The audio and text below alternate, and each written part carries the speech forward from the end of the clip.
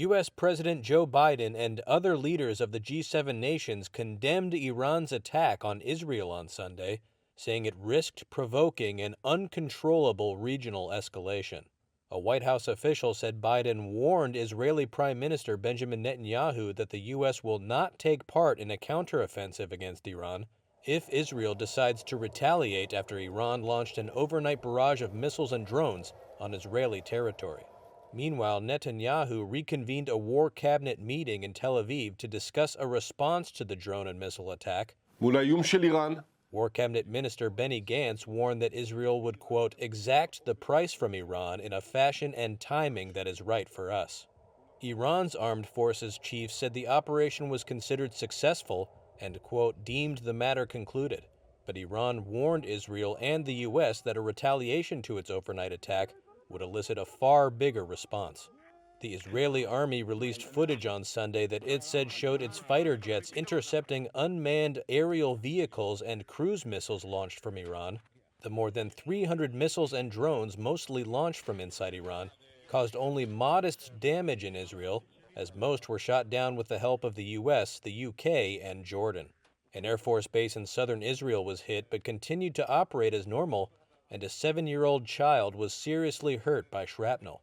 There were no other reports of injuries or serious damage. Despite the minimal damage, Barbara Slavin, a distinguished Middle East fellow at the Stimson Center, called the attack on Israel a paradigm shift. The shadow war between Israel and Iran is now out in the open.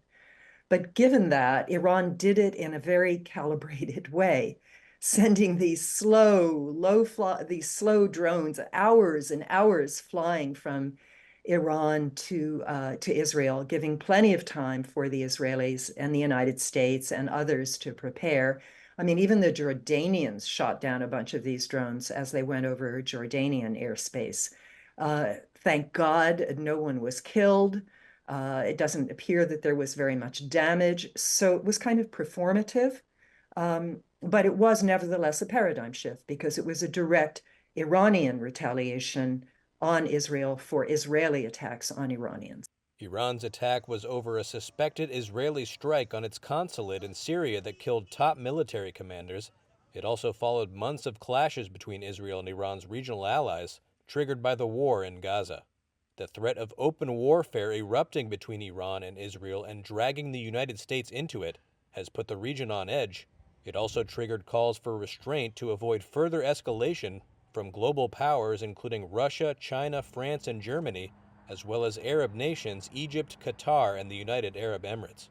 Turkey also warned Iran it did not want further tension in the region.